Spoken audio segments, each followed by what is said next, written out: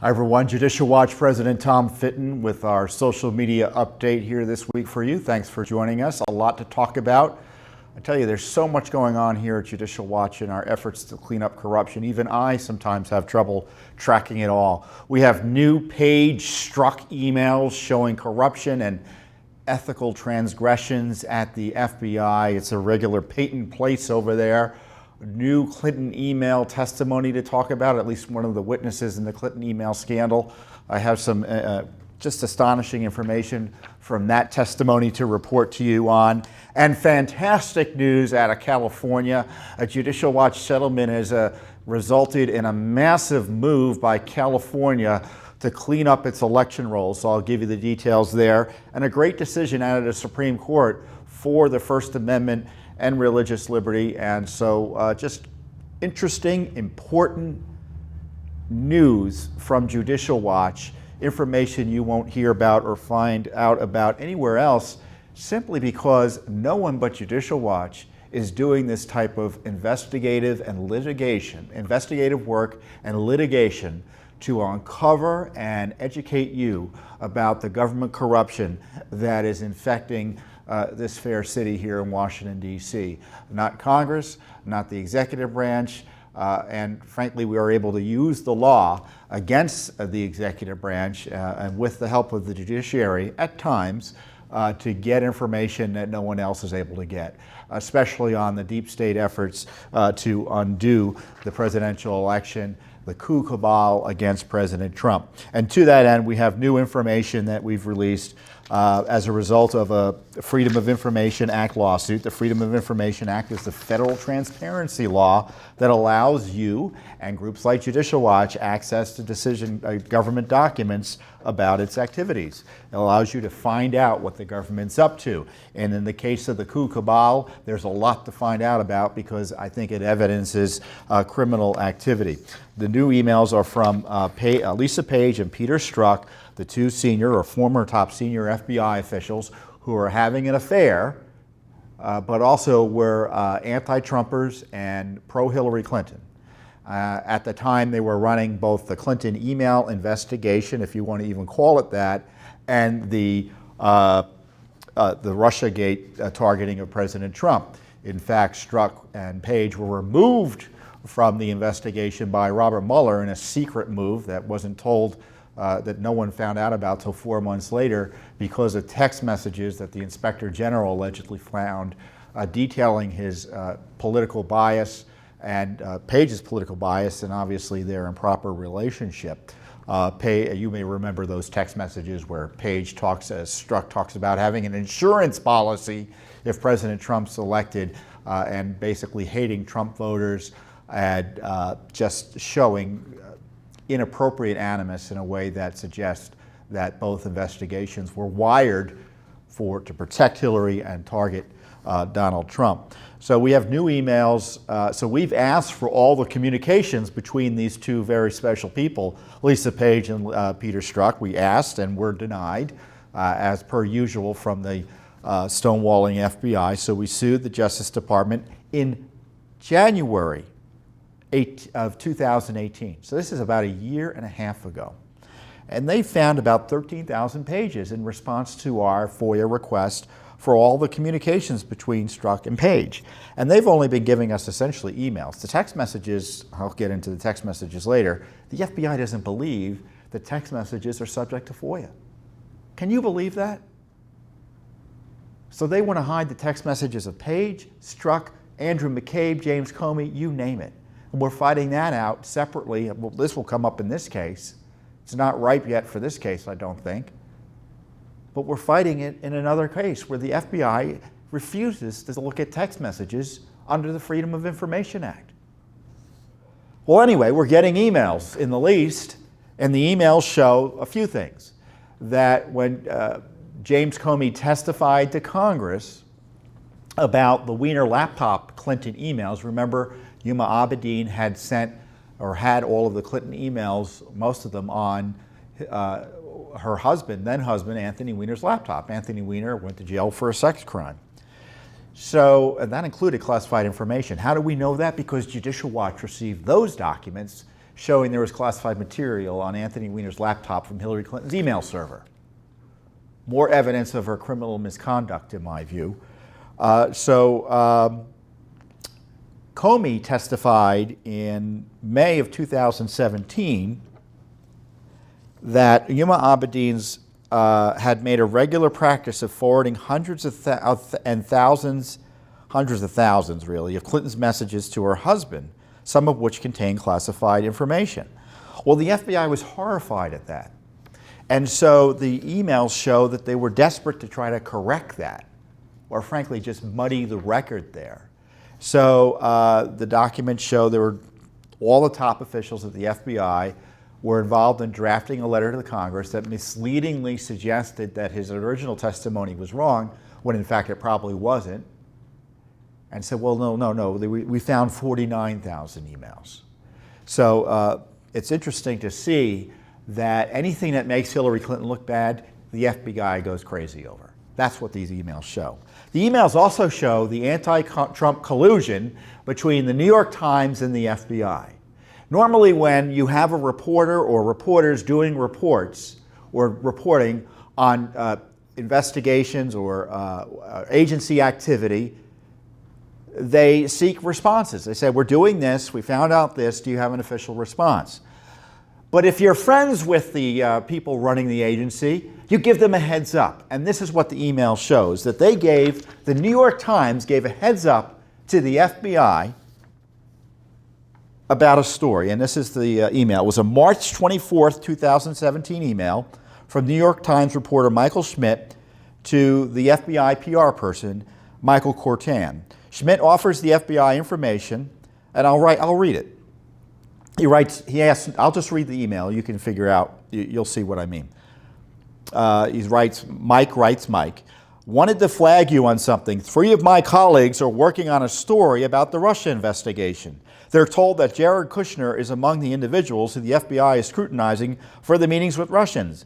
My colleagues were told that Ambassador Kislyak, the Russian ambassador, after meeting Kushner and General Flynn in early December at Trump Tower, set up a meeting with Kushner and a Russia banker. Kushner ultimately met with the Russia banker. The banker worked for Alpha Bank. Thanks, Mike. I don't know if that story turned out to be completely accurate or not, but does that sound like someone seeking a response?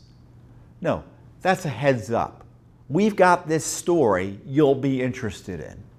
It shows, in my view, collusion. Indeed, the president, seeing discussions of this on Fox News, our friend Molly Hemingway was talking about it on Tucker Carlson. I talked about it on Sean Hannity this week. It was talked about on Fox and Friends. The president said, what's going on here? Is it even legal what's going on? I don't know if it's legal or not, but it certainly is shady. You got the FBI working in collusion with the New York Times on an anti-Trump story, or if I reverse that, the New York Times working with the FBI in an anti-Trump story. Not because they needed information from the FBI, they were conveying information to the FBI. And another email exchange between Strzok Page and other FBI officials whose names are redacted for whatever reason, and the subject line is NYT last shot. The FBI appears to be given a preview of an upcoming article there. In the New York Times. Peter, Lisa, the editing is nearing completion and we have one last shot to hear what the end result is. Do you have time later today or tomorrow? That is convenient for a listening session, likely by phone in Mike's office. So they were giving a special preview by the New York Times. Again, if that doesn't show something other than the journalism independence, I don't know what does. It shows they're working hand in glove on this material. Now, I may be naive and that goes on all the time, but I don't think it does. I don't think it does. There's more. And this is kind of in some ways silly, embarrassing, sad, a little humorous in some ways. So Judicial Watch was the first to uncover, through separate Freedom of Information Act litigation, that there was a grand jury looking at the Clinton email issue. Now, the grand jury wasn't as serious, they weren't seriously, in my view, using the grand jury because the grand jury was essentially being used, it looks like, to get documents. They needed the power of a grand jury to compel production of documents. And I don't think there was any witness testimony before the grand jury. But no one had known there was a grand jury. And of course, if there was a grand jury and it had been reported at the time, it would have been bad news for Hillary Clinton's campaign, which is why the government never told us about it. So, of course, that was a pro-Clinton operation at the DOJ and the FBI at the time.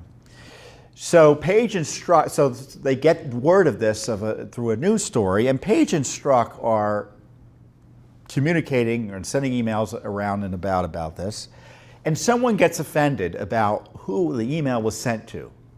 And remember, they're paramours, to put it charitably. Page emails Strzok, "Are you serious, dude? I sent to blank. So I've committed some grave sin for not including you on this? My apologies, DAD Strzok, Deputy Assistant Director Strzok, sir." Strzok emails Page, "You know what? Take a step back and look at this and stop with the DAD bull sugar. That's not the point, you know it." Page emails Strzok, "I think you should take your own advice. I didn't look to see who was on the distribution when I sent it. Sorry, that's on me, but this is distinctly not a big deal, and I definitely didn't err in not including you on a 2-line email to blank. Get a grip." Now, does that sound like a professional relationship that you want your FBI, or professional behavior you want your top senior FBI agents to be engaging in? When I said at the top of this report about Peyton Place, look, I'm too old to have watched Peyton Place, but I know generally it's a soap opera over there. So you've got this ethical morass at the FBI that these emails demonstrate. And there's more emails where Strzok is yelling about people trying to bypass him. I won't bother you with those emails.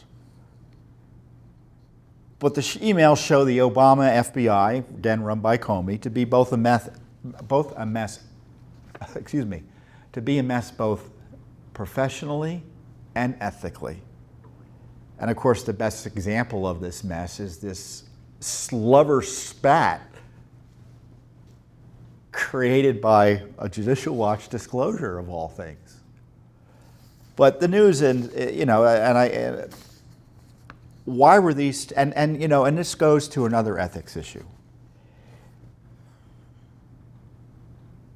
The relationship was wrong, obviously, on a moral level between Strzok and Page, but it was also a problem in terms of the investigations.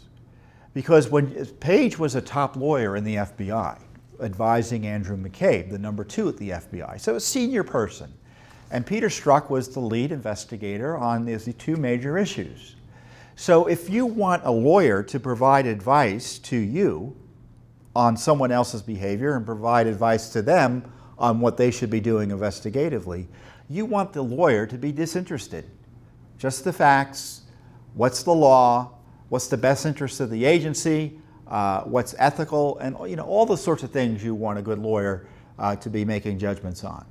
But when the lawyer and one of the folks that she's working with in this sensitive position have this personal relationship that no one knows about, an inappropriate one that they obviously don't want anyone to know about, that throws that whole thing. It's a major ethical distraction. And it calls into question the decision-making that was taking place and the advice and counsel Lisa Page was given, what Strzok was able to do as a result of this inappropriate relationship.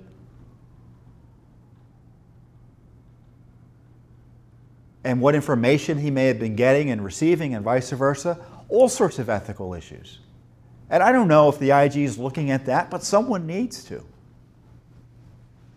It's infected both the Clinton email investigations, I know the political side of it, the corruption on the political side.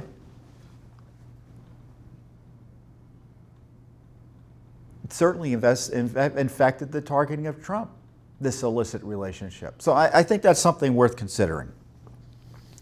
We're getting these emails. As I said, there are 13,000 pages that are being reviewed, and we're getting them intermittently. We're going to get them through next year. And this is material that if Congress has, they haven't released it. It's only being released to Judicial Watch in a piecemeal fashion. They're releasing it slowly. 13,000 pages of documents, that could have been released to us. We sued for them in January of 2018. To be fair, maybe 4 months. They could have given them to us a year ago. But instead, they're giving us the documents in dribs and drabs. As I said, this group of documents, I think, had 345 pages. So presuming there are monthly productions, usually the typical production's 500 pages. Those of you who are in the legal community, those of you who review documents, you know you could probably do 500 pages in an afternoon in terms of a document review. Yes, and that means evaluating documents to make sure that nothing improper is being disclosed to the recipient. Because as a FOIA recipient, we can't get everything we want. Sometimes there are national security redactions, personal privacy redactions. We don't want someone's social security number. We don't want material that's not related to our request. It might be interesting, but we don't want it, and we understand why it might be withheld. So even doing all of that sort of work, no reason for this. And it just shows you this is why it's important to have a group like Judicial Watch, who is focused on getting the truth out and is unwilling to stop doing this work because of delay. And I know the delay seems long to you, and we want it to move more quickly, but it's only a delay. It doesn't stop the truth ultimately from coming out, or at least some of the truth from coming out. And it's only because that we're willing to go to court and stick around and push in court to get this information does it ever see the light of day. I mean, the media is working with the FBI. This is stuff that we want, and they're working in hand in glove with the FBI. And Congress, to the degree it gets documents, it's always a political fight, so that process is screwed up. I mean, the Republican-controlled Congress couldn't get documents from the Republican-controlled Justice Department. And certainly the Democrats running the House has zero interest in exposing their corruption from when they ran the FBI and Justice Department under Obama. So it's up to Judicial Watch to get the truth out, and that's what we're doing. And along those lines, it's interesting. I made this point, forgive me if I made it here previously, but it bears repeating. We are in the place we are in with the coup cabal, the coup, and the abuses targeting President Trump, largely because of one person, Hillary Clinton. Hillary Clinton's campaign paid for this smear operation against Trump using Russia intel through Fusion GPS, and that dossier that was created by Christopher Steele using, again, Russia intel was laundered through the FBI and DOJ to generate spying operations on Trump, all sorts of other illicit activities targeting him, ultimately led to the special counsel. So no dossier, no Hillary Clinton payment, no dossier, no special counsel, no coup cabal, no threats of impeachment, no continued outrageous harassment from Congress, which continues this week. Hope Hicks was harassed this week. The judiciary called her in and asked her questions they know they don't have the right to answers to. I know. Just because the Trump administration objects to giving information, it doesn't mean they're always right. But in this case, it's pretty clear. The president's close advisors, the president has executive privilege there, and Congress can't burst through it. Yet they hauled Hope Hicks in and asked her a question after question that they knew was covered by privilege. And as I pointed out last week, the president's son, Donald Trump Jr., was hauled in before the Intelligence Committee of the Senate, which is nominally controlled by Republicans, but is practically controlled by Democrats. So he's hauled in to answer questions raised by who? Michael Cohen, the admitted liar who's now in jail. It's abuse after abuse. And it all began with the Clinton campaign operation trying to create a false narrative during the campaign and after the campaign ended that the Russians were conspiring with Donald Trump. It was a hoax, it was a smear, it's defamation. So why do I say all that? Because I want you to remember that the next time you hear, well, why are you talking about Hillary Clinton? She's no longer in office. Hillary Clinton might as well be Speaker of the House, practically speaking, because all the investigations are a result of her campaign operation pushing the Russia hoax. And her friends in the Democratic Party are following up with this impeachment, not impeachment, harassment of the House, by the House of the Trump team. So yes, it's important that she be held accountable. And of course, Judicial Watch exposed the Clinton email scandal. We found the emails. And one of the key cases that resulted in the disclosure of these emails was the Judicial Watch Freedom of Information Act request and lawsuit about Benghazi. And I just want to remind you of those circumstances. We had found the smoking gun in a separate lawsuit about, you remember they lied, Susan Rice lied repeatedly. This is before she was unmasking people improperly, it looks like. She lied repeatedly as UN ambassador for Obama on 5 talk shows about the Benghazi attack, falsely attributing it to a video when it was a terrorist attack. That was designed to take political heat over the president, who didn't want the embarrassment of an al-Qaeda attack or terrorist attack that resulted in the death of an ambassador a few months before the election. I don't know about you, I consider it a big deal when the president and all of his men and women lie about a terrorist attack that results in 4 Americans dying. So we were committed to figuring out what went on there and trying to get accountability. And sure enough, we received documents from the administration after suing that Congress couldn't get, the media didn't really want to get, that showed it was the White House who was pushing out this big lie about the video made them do it. Not the intelligence community, it was out of the White House. And as a result of that, the Select Committee was formed by John Boehner, the then Speaker. Trey Gowdy had the Select Committee. But we noticed in that lawsuit there were no Clinton emails. So we asked again. Sent another request and we sued. Of course, they didn't give us an answer. And they still didn't give us any Clinton emails. So our lawyer in the case, Ramona Kotka, said, tell us what's going on. Where did you look? And that forced them to fess up to the court initially. We gave Judicial Watch everything, except some other documents. And then it's leaked a few weeks later, oh wait, to the New York Times, that there were Clinton emails out there. There was this server out there. So we forced that disclosure. And the judge in that case, Royce Lamberth, wants answers because they were trying to get us to shut the case down without telling us there were Clinton emails.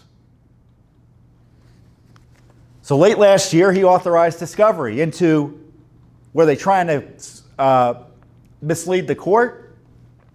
Was Hillary Clinton trying to avoid FOIA?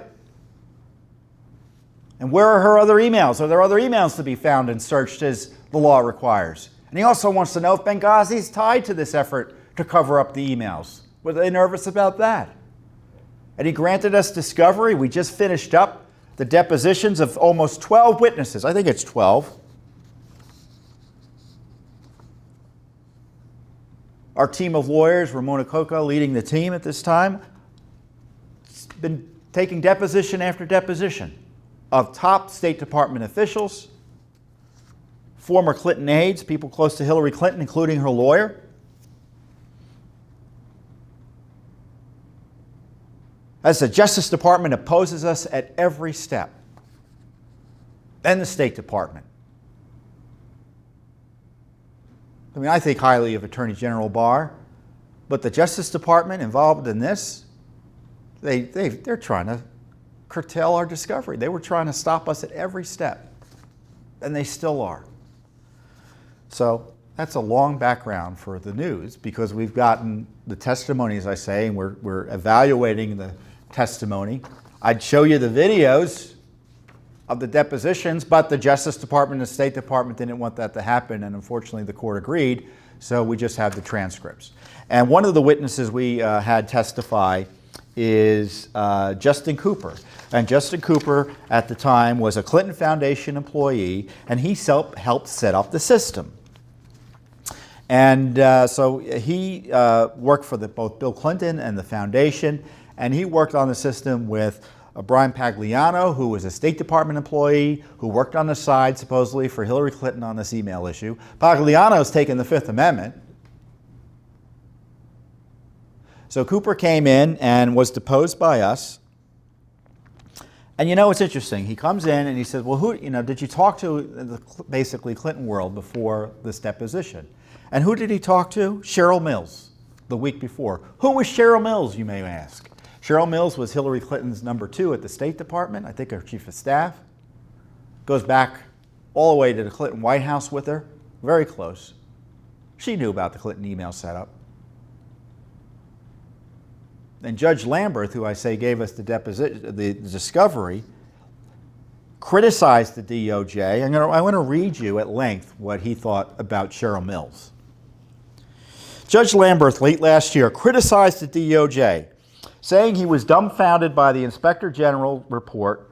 Remember the big IG report about some of the Clinton email issues, revealing that Mills had been given immunity and was allowed to accompany Clinton to her FBI interview. Remember, there was a controversy. Why was Cheryl Mills, a witness, allowed to come into the interview as Hillary Clinton's lawyer? And this is what Judge Lamberth said at the hearing. I remember it. I was there at the hearing. I did print out and read that 500-page report when I got it, and I was actually dumbfounded when found out in reading that report that Cheryl Mills had been given immunity because I had myself found that Cheryl Mills had committed perjury and lied under oath in a published opinion I had issued in a Judicial Watch case where I found her unworthy of belief, and I was quite shocked to find out she had been given immunity by the Justice Department in the Hillary Clinton email case. So I did not know that until I read the IG report and learned that, and she had accompanied the secretary to the interview. And the ruling he's referencing is another Judicial Watch lawsuit that included Hillary Clinton as a defendant over the FBI files misuse. Remember Filegate? Well, there was a Clinton email issue then too, because the Clinton White House wasn't capturing all the emails it should have captured for searches, and they didn't tell anyone about it. So you had special counsels and Judicial Watch and Congress asking the White House for emails, and they're saying, oh, we're searching. But they didn't tell anyone they weren't searching entire sets of emails. And they knew it, and they withheld it. And Lamberth, after we took a lot of time examining this issue in his court, said that Mills and Mills was a White House counsel at the time, White House lawyer, called Mills' participation in the matter, quote, loathsome.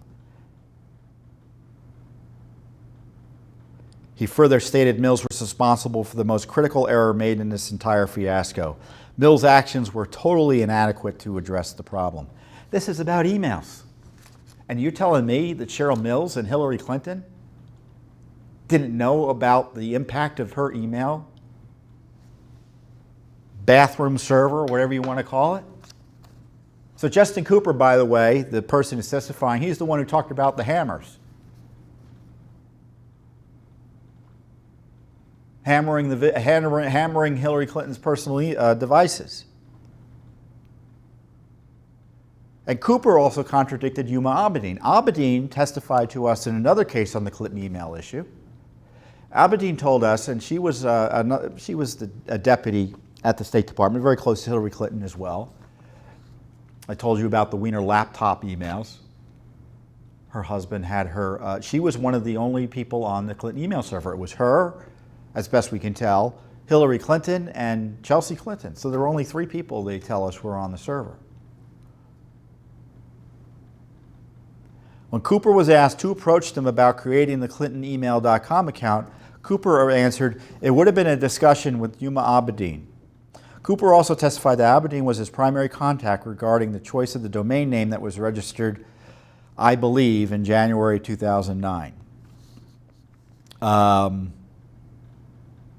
Cooper's testimony is at odds with Abedin's testimony to Judicial Watch, where she said that she became aware of the server through reading in some news articles, shortly before her testimony, when it was publicly discussed. Cooper said he couldn't recall whether Clinton had any input on the creation of the domain name.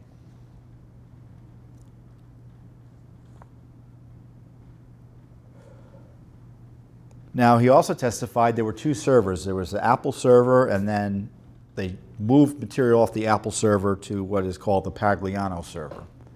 He doesn't remember whether that Apple server had all the material wiped from it.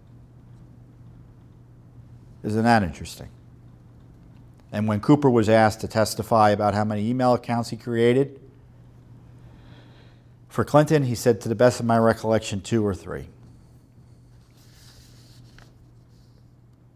And guess what? His legal bills were paid by Hillary Clinton and Bill Clinton, because he testified to Congress and negotiated a settlement where the Clintons paid his legal bills.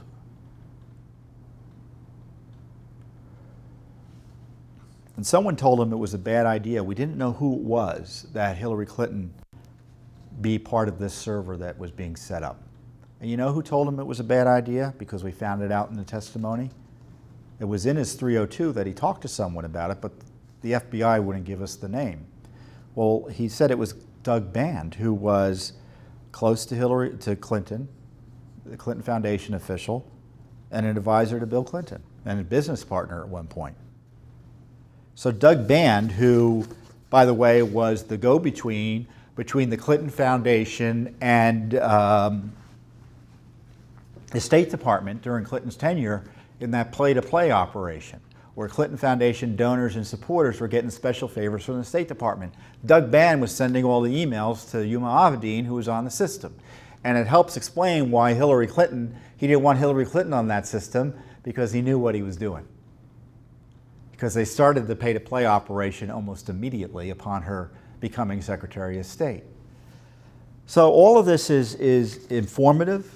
It highlights the need for further investigation by prosecutors, frankly.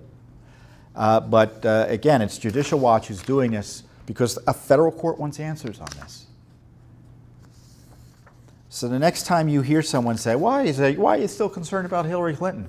Well, we're concerned because we're Judicial Watch and we know what she did and we want as much accountability as we can. But remember, a federal court judge shares our concerns. So we have more testimony to be coming out that I will be reporting to you both here, and they'll be available online. You can read all the deposition transcripts we've released thus far. We've had other testimony we've released. For instance, the top security official at the State Department told Hillary Clinton twice, watch it, about your use of BlackBerry and personal email accounts. So she was warned. Testimony through Judicial Watch. So there's a lot of good stuff online, and I'll report to you about other material as we go through it and get it out to you so the American people and you can find out more about what went on that they won't find out because of the sham investigation by the Comey FBI and Lynch DOJ and Obama gang. And Congress isn't doing anything. It's only Judicial Watch again. Great news, more great news. California has begun a massive program to clean up its voter rolls thanks to a Judicial Watch legal settlement. And I've told you about this process before, or about this lawsuit before. We had sued Los Angeles County and the state of California on our behalf, and some citizens of California and a great group in California called the Election Integrity Project of California that has long been involved in monitoring California voter rolls. in California, just generally speaking, federal law requires states to take reasonable steps to clean up the rolls. And Judicial Watch has been in the forefront in becoming the first private entities ever to sue under this law to enforce that law. We had successful settlements in Ohio. In Kentucky, there's a consent decree. Indiana, they changed their behavior thanks to our lawsuit. And in California, we found there were many counties, like in Los Angeles, that had more people on their rolls than were living there and eligible to vote. That's a pretty good indication, don't you think, that they're not taking reasonable steps to clean up the rolls? And California is an important state. Los Angeles has over 10 million residents alone. 10 million, which is more than the populations of 41 of the 50 states. It'd be a top 10 state if it were just Los Angeles County. It's that big. And they had over 20% extra name, so they had 20% more names in the rolls than were eligible to vote. And nationally, there are 3.5 million names. And in one county, in California, of those 3.5, there are 1.5 million extra names. So-called inactive voters, people who should really be removed from the rolls. And California hadn't enforced that law, as I say, for over 20 years. So Judicial Watch sued, and California saw the writing on the wall. Supreme Court in last year upheld Judicial Watch's settlement in Ohio, saying the states needed to do certain things to clean up the rolls that were required. So they settled with us. The Secretary of State did in Los Angeles County. And they committed to taking steps to remove up to 1.5 million inactive voters from the rolls. Isn't that incredible? Now, why is this important in terms of election integrity? Because dirty voting rolls can mean dirty elections. If you've got this big pool of, quote, inactive voters, if someone wants to vote illegally, there's a big list they can choose from, especially in a state like California, which has virtually no voter ID requirement. So cleaning up those names from the rolls is essential to good governance and clean elections. So we had the settlement agreement, which we announced earlier this year, and California and Los Angeles County almost immediately began complying. In March, they mailed 1.5 million names on this inactive voter list. 1.5 million. I think it was 1.51 million in just one mailing. And so what happens if those folks don't reply or otherwise vote in the next two federal elections, which means 2020 and 2022, their names will be removed. And they could be removed sooner if people start calling LA County or communicating with them, or they find out people are dead. So it will lead to the immediate removal and cleanup of California's or Los Angeles County's election rolls. It's great news. And it's obviously a model for other states and other counties in California, which have similar problems like San Diego County, to get on the ball and begin cleaning it up. This problem's taken 20 years to get to where it is. It's going to take a few years to clean up the list, but everyone's on notice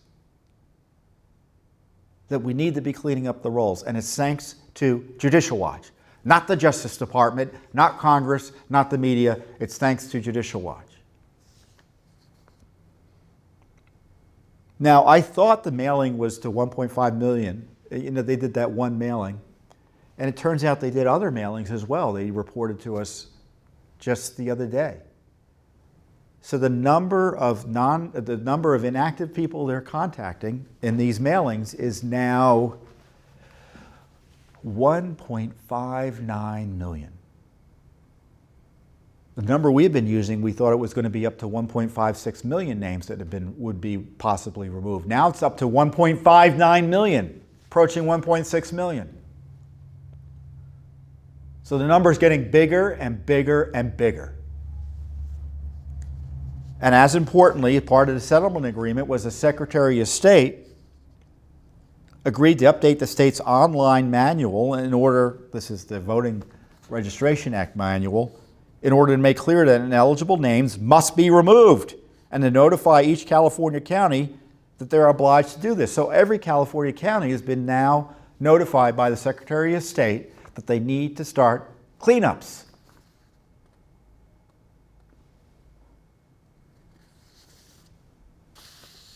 Including, as the Secretary of State will be sending written advisories to all counties, he's already done it supposedly, to all county clerks, registers of voters in California, stating that current federal law requires the cancellation of a registrant who has failed to respond to an official notice, this is the mailing I'm talking about, or similar mailings, and who then fails to vote, offers to vote, correct the register's record, or, quote, otherwise have their eligibility to vote confirmed for a period of time, including the next 2 general federal elections. They haven't been doing this for almost 20 years, and now they're doing it. California voting rolls are now going to be cleaner thanks to this Judicial Watch federal lawsuit. So it's great news, just great news. And I'll leave with, there's some other great news. There was this big case out of the Supreme Court. The decision was announced today, this week, on the Bladensburg Memorial Cross. That cross has been up for decades. It's been around forever. It's been in private property. I think it's a World War I memorial. And Bladensburg, Maryland is just outside the District of Columbia. And it was on private property. The government ended up taking it up, and it's just been a landmark around here forever. And the leftists, anti-religion types, sued to destroy it, have it removed. But let me tell you just how convoluted the court process got. You had, at least in the lower courts, which ultimately, which initially agreed with the plaintiffs to have the cross removed, one of the judges suggested that maybe they can make it compliant with the First Amendment. It's a giant cross. We have pictures of it online. By chopping the arms off. Can you imagine that a federal court judge, or that the state of law on the First Amendment would be allow a federal court judge at the appellate level to suggest tearing the arms off of a cross to our war dead? Well, thankfully, the Supreme Court ruled that the cross can stand up. It can stay. It should remain standing. It should stand up. It's already standing.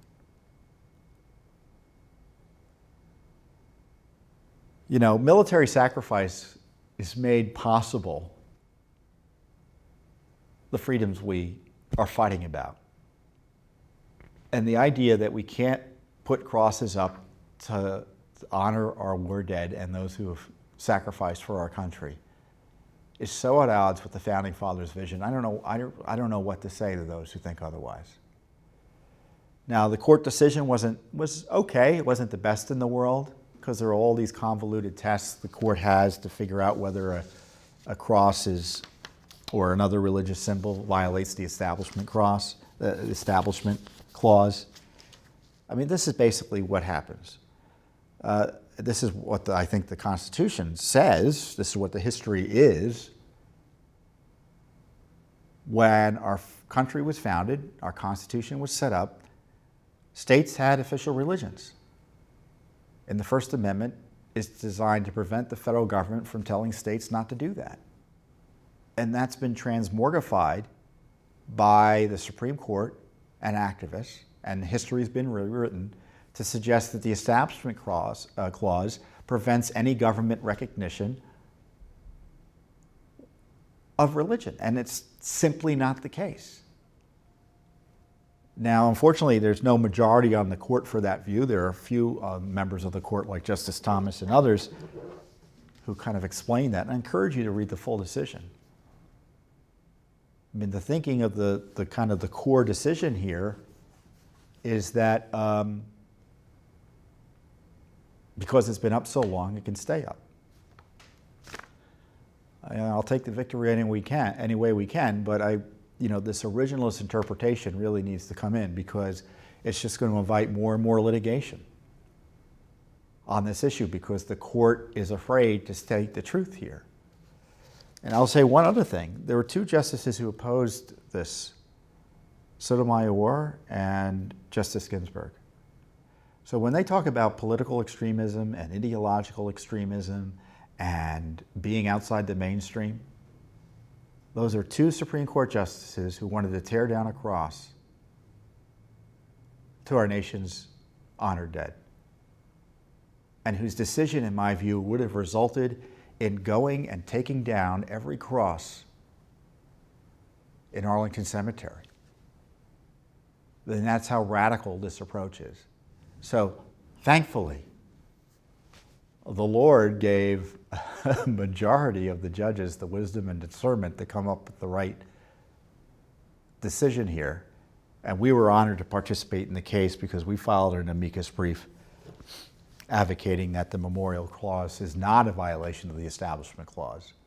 So, some good news. So I'll end it with that. Have a wonderful weekend. I want you to go to our website, go to our YouTube channel, go to our Twitter channel, go to our Instagram account, and if you're not following us, you should be. And even if you don't want to follow us, you should. Let's say you're not on Instagram. Go on Instagram, create an account, start following us. Get the word out. I'm asking you to be active on social media, which is a key area to getting the word out and educating your fellow Americans, your friends, your colleagues. And the only way you can do that is by participating. And I know the social media giants, they don't like conservatives, but we can't be run out of town and we can't be run out of Dodge. So I want you to support Judicial Watch by being active online and spreading the word about our good work and our educational activities about what the government's up to. So with that, thank you and have a wonderful weekend.